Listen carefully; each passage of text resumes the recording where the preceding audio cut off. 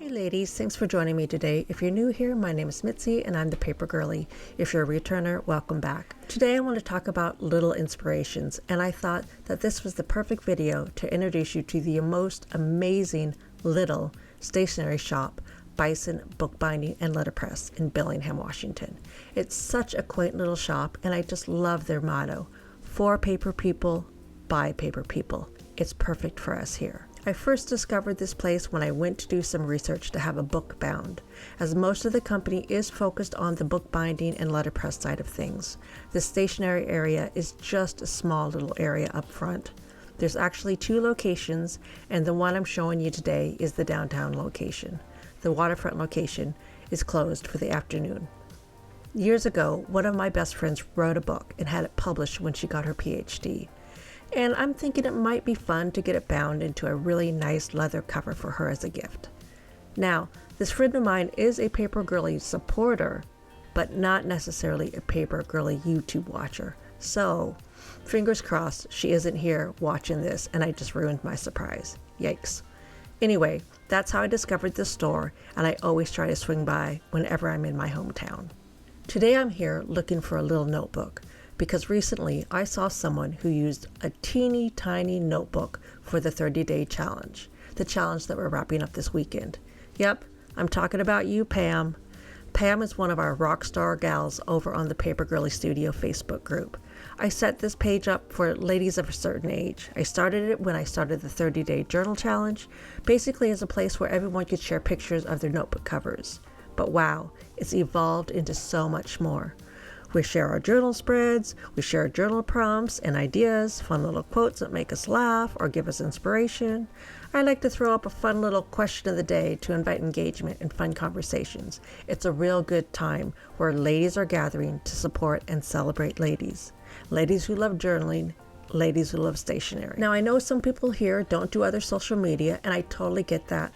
I like to think of YouTube as my full-time residence these days. The Facebook group is more like my summer home. The Facebook group is just a little added bonus to what I do here on YouTube for the paper girlies who want to get together for a girls' night out, meaning those that really enjoy having a more behind-the-scenes direct interaction with me outside of the Papergirly studio. It's the community part of what I'm always talking about here, my desire to build a community of women supporting women.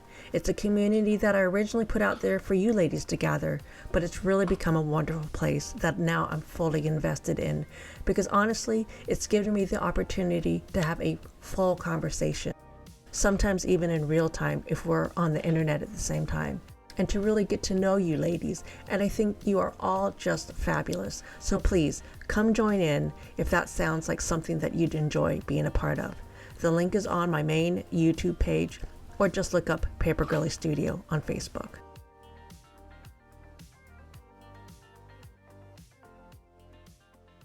Hey ladies, so I'm back in the studio, and I thought today I'm just going to show you what I got from Bison and do a little Papercraft demo and talk a little bit about what's been inspiring me lately.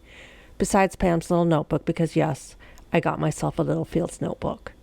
So full transparency ladies, this last week has been challenging for me as I've been trying to figure out this whole YouTubeverse phenomenon and where my next move should be, as I'm now fully committed to making this vision of mine here on my channel bloom into all that I dreamed it could be. I really thought I'd be doing this for years before I had, this type of following and engagement.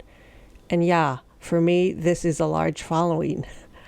I didn't really set my sights real high because, let's face it, I'm a 53-year-old woman in the stationery / journaling / paper crafting niche that is most known for young creative girls with perfectly aesthetic journal spreads and massive stationery collections.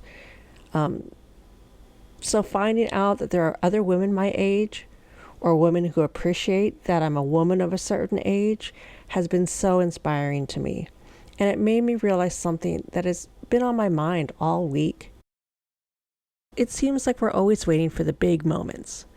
For me, it was getting over that 1,000 subscriber hump that opens up an entire new level here on this platform. But maybe for you, it's the promotion, the big vacation, the life-changing breakthrough. But I mean, what if we're missing the point? What if inspiration isn't a lightning bolt, but rather a quiet little whisper? I think we often think inspiration has to be loud. We look at influential people and think, I need that big spark. I'm challenged with that every day when I'm trying to decide what I'm going to share here on my channel and if you're going to be interested in it. But then I start thinking, is that all it is for me? No, Mitzi, it's about being creative. It's about having a hobby that fills that part of you that wants to find connection with people. Be who you are, and if they feel the connection, then they'll enjoy anything you might be interested in sharing with them. It's about finding magic in the mundane. So then I ask myself, how can I be inspiring to anyone if I'm not over the top, showing them something new and exciting? And then I think about it, and then I overthink about it until suddenly it occurs to me. Maybe it's not all about being the most creative, because I'm not. Maybe it's not about having the most incredible stationery collection, because I don't have that.